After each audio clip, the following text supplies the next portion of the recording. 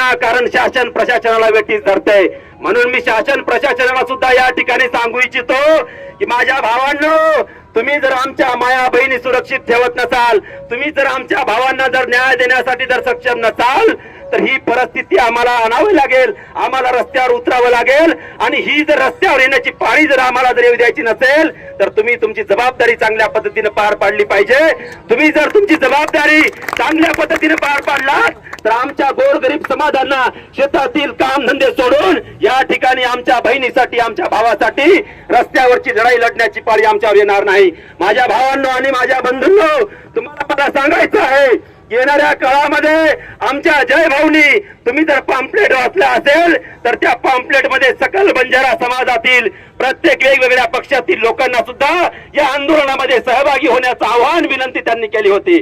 परंतु मला सांगा, जे लोक या ठिकाणी आले असतील त्यांचं स्वागत, परंतु जे लोक आले नसतील त्यांना भीती वाटते. हो, येणाऱ्या विधानसभेमध्ये आम्ही गोरबंजारा समाजाला न्याय मिळवून देण्यासाठी आंदोलनामध्ये सहभागी झालो, तर ही लोक आम्हाला मतदान करतील की नाही? अरे आरामखोरांनो, तुम्ही जर आमचं मतदान तुम्हाला चालतं आणि आमच्या आया बहिणीवर दिवसाढवळे अत्याचार होतो, त्यांचा खून होतो, त्यांचं मर्डर होतो, आणि तुम्ही जर आम्हाला सहकार्य करत नसाल, तर येणाऱ्या काळामध्ये तुमचा सुद्धा हिशोब गोरसेनेच्या माध्यमातून आणि सकल बंजारा समाज करणार आहे, हे पण तुम्ही लक्षात ठेवलं पाहिजे.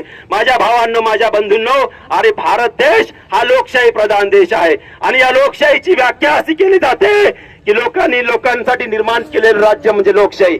लोकांनी लोकांसाठी निर्माण केलेलं राज्य म्हणजे लोकशाही जर हे होत असेल, तर हे राज्य आमच्या हितासाठी आम्ही निर्माण केलेलं आहे, आणि आमचं हित यामध्ये आहे.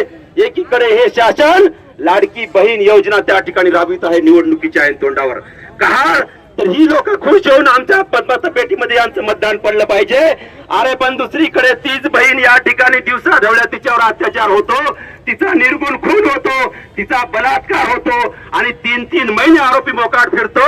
याची लाज या शासन प्रशासनाला वाटली पाहिजे, हे सुद्धा मी या ठिकाणी ठणकावून सांगू इच्छितो.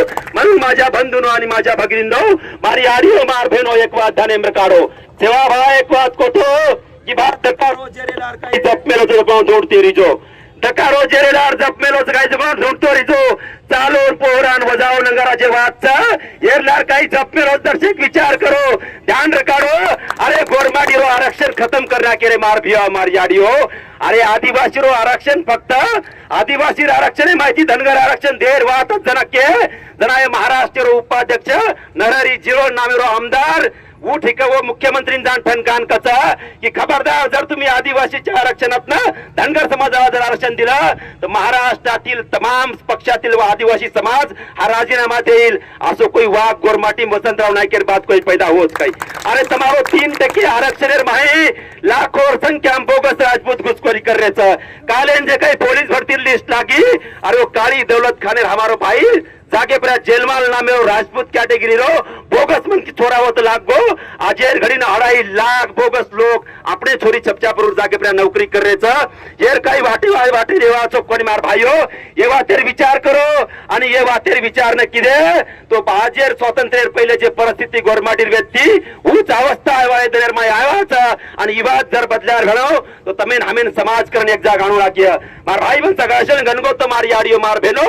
माझ्या भावांनो आणि माझ्या बंधूंनो, मला या ठिकाणी सांगायचं आहे की गोरबंजारा समाज हा शांतिप्रिय आणि शिस्तप्रिय समाज आहे. गोरबंजारा समाजाचे महापुरुष सद्गुरू सेवालाल महाराजांनी शांतीचा संदेश पांढरा ध्वज देऊन या विश्वाला या जगाला दिलेला आहे. तुम्हाला माहितीसाठी या ठिकाणी सांगतो की या देशामध्ये रेल्वे चालू होण्याच्या अगोदर याच गोरबंजारा समाजांनी आपल्या दलदीच्या माध्यमातून या देशातील शोषित पीडित सगळ्या जाती धर्माच्या लोकांच्या पोटाची खळगी भरण्याचं काम, रसद पुरवठा करण्याचं काम गोरमाटी समाजाने केलेलं आहे. आणि प्रशासनाला शेवटची इंटिमेशन मी या ठिकाणी सांगतो देतो, लक्षात ठेवा, इंग्रजांना भारताच्या बाहेर पळविण्याचं काम पहिल्यांदा गोरमाटीने केलं होतं. 1857चा उठाव सोडून वाचा. इंग्रजांना सडो की पळसो करून सोडणारी ही विमुक्त भटक्याची गोरबंजाराचं माता आहे. आणि इंग्रजांना नाविलाज असतो या देशामध्ये क्रिमिनल ऍक्ट 1971 मध्ये करावा लागला, गुन्हेगारी जमातीचा कायदा या ठिकाणी करावा लागला. आणि त्यानंतर कुठं इंग्रजांनी या ठिकाणी 150 वर्ष राज्य केलं. आणि त्या लोकांना जर आम्ही कायदा करण्यात भाग पाडत असू तर लक्षात ठेवा, जो आमच्या सोबत चांगला राहील गोर बंजारा समाज त्याच्यासाठी जीव द्यायला तयार आहे. त्याचं उदाहरण तुम्हाला दिल्लीमध्ये माहित असेल. 24 नोव्हेंबर 1675 ला शिखाचे 9वे गुरु जेव्हा दिल्लीच्या चांदणी चौकामध्ये शहीद झाले, औरंगजेबाने त्यांना शहीद केलं. एकाही शिखाची हिंमत त्या ठिकाणी झाली नाही. परंतु औरंगजेबासोबत मैत्री बाळगणारे लक्कीशाह बंजारा यांना जेव्हा ही गोष्ट माहीत झाली, त्यांनी औरंगजेबाच्या विरोधात बंड पुकारून सत्याच्या न्यायासाठी तेग बहादूरचा पार्थिव शरीर त्या ठिकाणी स्वतःच्या घरामध्ये नेऊन स्वतःचं घर उठवण्याचं काम 25 नोव्हेंबर 1675 ला केलं. हे बी आपण विसरून चालणार नाही. गोरमाटी समाज सर्वांचा विचार करणारा, सगळ्यांना सोबत घेऊन चालणारा समाज आहे. परंतु इथली काही राजकीय मंडळी राजकारण करण्यासाठी जाणून बुजून गोरमाटी समाजाला बदनाम करण्याचं काम करताय. म्हणून माझी सर्व भारतवासियांना, पुसदवासियांना विनंती आहे, अरे सर्वप्रथम आपण हिंदू, मुस्लिम, सिख, इसाई नंतर आहोत. सर्वप्रथम आपण जेव्हा शाळेमध्ये गेलो तेव्हा आपल्याला शिकवलंय की आम्ही सारी भारताचे लोक, आम्ही सर्व भारतीय आहोत अगोदर, आणि भारतीय असल्या कारणानं आपण सर्व समाजाच्या लोकांनी गुण्यागुंद्यानं राहिलं पाहिजे. आणि हीच शिकवण आमच्या वंशजांनी आम्हाला दिलेली आहे. पण यामध्ये जर कोणी जाणून बुजून आमच्या समाजावर अन्याय करत असेल तर त्याला सुद्धा धडा शिकविल्याशिवाय राहणार नाही. माझ्या भावांनो, सुरेश राठोडची काय चूक होती? अरे मला सांगा, या भारत सरकारने आंतरजातीय विवाह करण्यासाठी एक स्कीम लॉन्च केलेली आहे. गुगलवर जाऊन सर्च करा. आंतरजातीय विवाह करणाऱ्या युवक युवतींना भारत सरकार, महाराष्ट्र सरकार त्या ठिकाणी पुरस्कार देतं. त्याचं कारण आहे की जो काही जातीय सलोखा आहे, जातीय तेढ जी आहे, जो पहिल्यांदा बाबासाहेब आंबेडकरांनी आंतरजातीय विवाह या ठिकाणी केला, त्यानंतर गोरबंजारा समाजामध्ये वसंतराव नाईकांनी आंतरजातीय विवाह केला आणि जातीय सलोखा या देशामध्ये निर्माण करण्याचं काम त्या ठिकाणी केलं. समता पेरण्याचं काम त्या ठिकाणी निर्माण केलं. आणि आमच्या भावांवर त्या ठिकाणी तशा प्रकारचा प्रयत्न झाल्याच्या नंतर अरे त्याला जिवंत मारून, त्याला धांदीने बांधून, विहिरीमध्ये कमरेला दगड बांधून त्या ठिकाणी त्याचा मर्डर केला जातो, खून केला जातो. अरे कोणी अधिकार दिलाय तुम्हाला? भारत हा लोकशाही प्रधान देश आहे आणि भारत डॉक्टर बाबासाहेब आंबेडकर यांनी लिहिलेल्या संविधानानुसार चालतं. त्यामुळे कुणाच्या जीवाशी खेळणं, कुणाला जीवाने संपविणं ही अधिकार संविधानाने कुणाला दिलेलं नाही.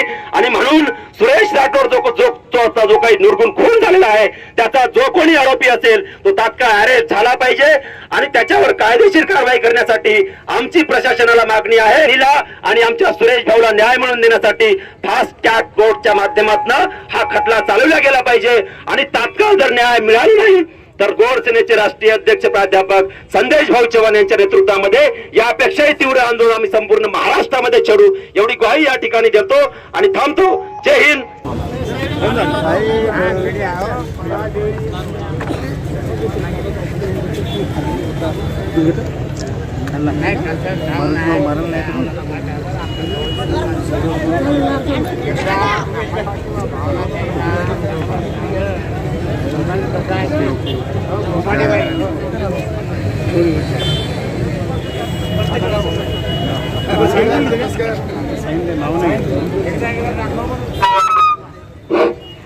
आता मोर्चा म्हणजे आमेले जे कोण शे लोकरमा गोरशाना गोरशिकवाडी करमाळेस आमचे आभार व्यक्त करूचो आणि मोर्चा आता संपवू असं जाहीर करूचो.